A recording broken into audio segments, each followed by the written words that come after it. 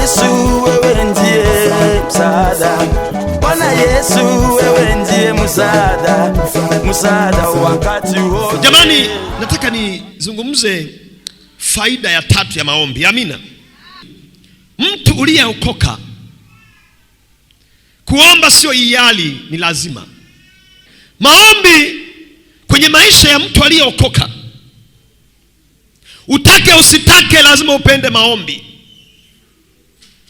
Huyu mke wangu huyo hapa ni mwanasheria, lakini pamoja na cheo alichonacho, huyu mama kila siku saa 7 ya usiku lazima aamke mpaka saa 10 kuomba.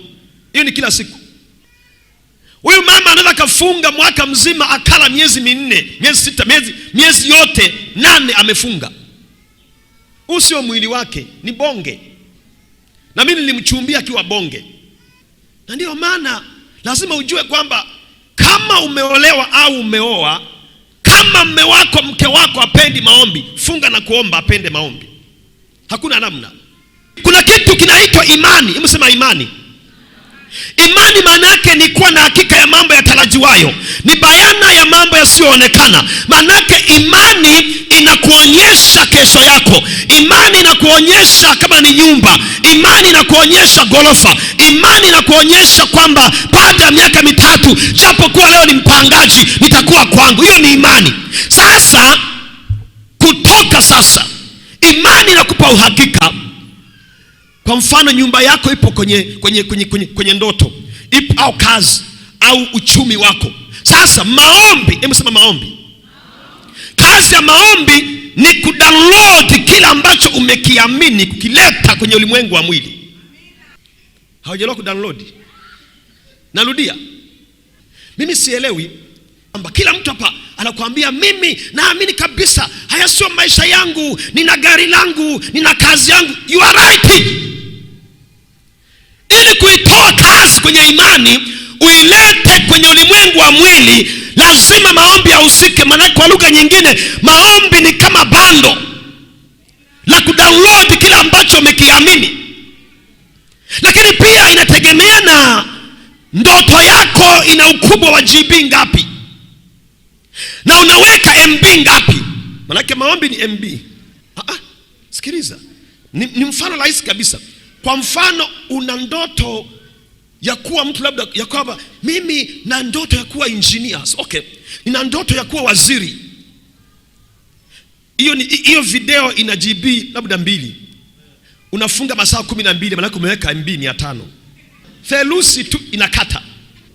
Msasheko naye niona leo sikuwa na sifa ya kuwa mhubiri. Sikustahili kabisa mimi kuwa mhubiri. Laiti ungejua maisha yangu, nimekuwa houseboy sijui nyumba ngapi. Nimekaa kwa watu nyumba za kutosha. Lakini siku moja nikaona mimi ni mhubiri. Nikaona naombea wenye kansa. Nikaona naombea wenye ukimwi. Jambo la kwanza, siku ya kwanza Mama Timo, nilifunga siku 7 kavu.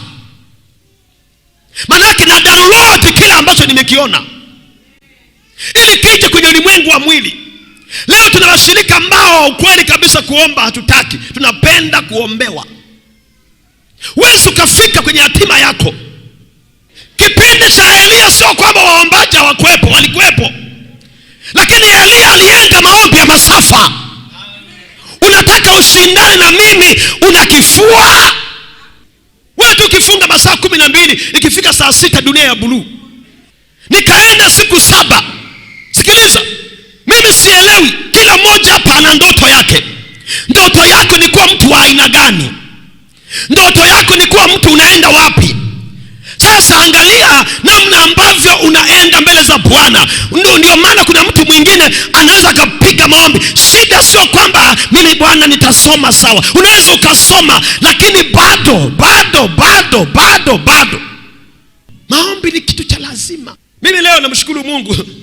Ungelinijua miaka ya nyuma, lakini leo alhamdulillah mchungaji, naishi uchumi wakati kwa sababu ya maombi. Bwana Yesu wewe ndiye msaada. Bwana Yesu wewe ndiye msaada wakati wote.